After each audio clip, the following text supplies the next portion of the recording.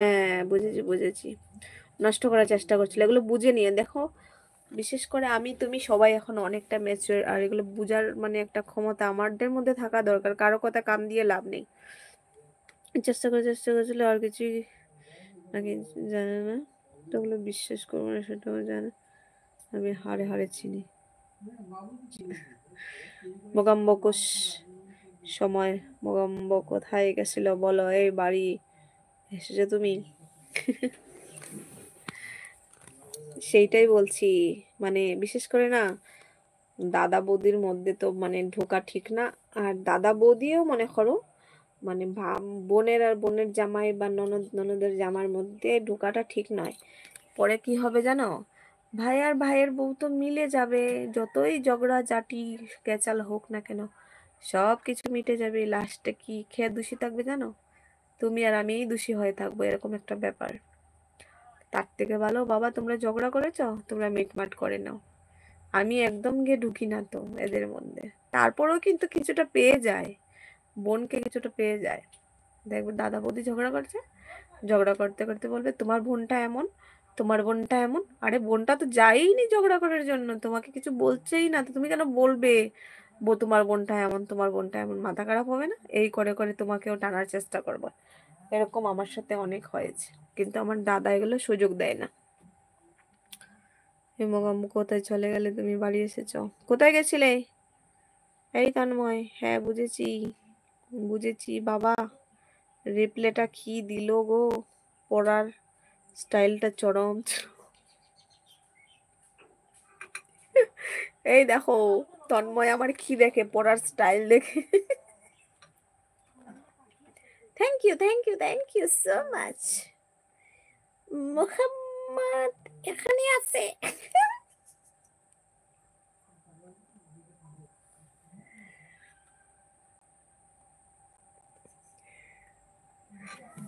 তন্ময় আমার পড়ার স্টাইল দেখে।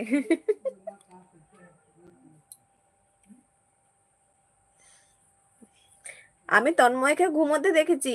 ও ঘুমোলে কেমনে করে ঘুমায় জানো? কি বলবো, মুখটারে হা করে এরকম করে।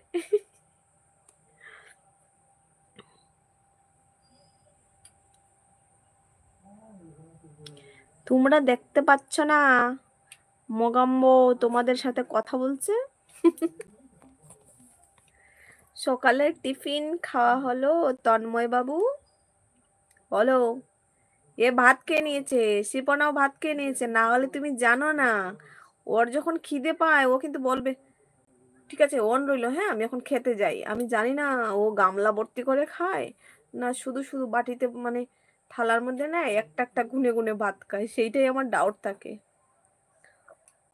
একদম বোগাম্ব, আমি জানি। হ্যাঁ সোনা দিদি, খাওয়া হয়েছে আমার, তোমার হয়েছে? আমারও যখন খিদে পায় না তখন মনে হয় বাতি খাই আমিও। হ্যাঁ আবারও খাওয়া হয়ে গেছে। আচ্ছা তুমিও খেয়ে নিয়েছো, বাহ বাহ বাহ বাহ বাহ। সবাই খেয়ে দিয়ে বসেছি আড্ডা মারতে। আচ্ছা এগুলো বাদ দাও, এখন একটু কাজের কথা মাতি।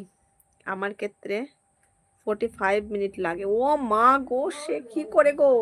প্রথম মনে হয় ভাত খায়, প্রথম মনে হয় ভাত গুনে তারপর একটা একটা করে খায়। ও শিপর্ণা কি বলছে তুমি দেখো, 45 মিনিট মানে 1 ঘন্টাই ধরো। ইয়ে বাবা, সেইটাই ভাবি।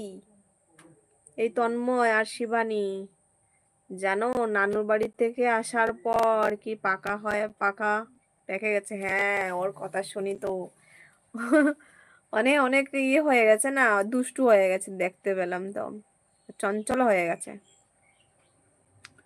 তোমার বড় মেয়ে থেকে ওই মেয়েটা চঞ্চল একটু বেশি না?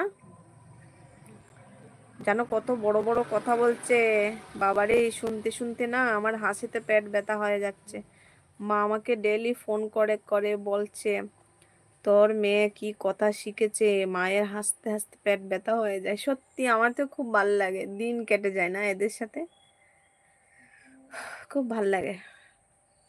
আমি জানো, আমি পাগল, পাগলের মতো আমি আমার চিকুর সাথে কথা বলি। চিকু কোথায় চলে গেল? এই যে শুয়ে আছে।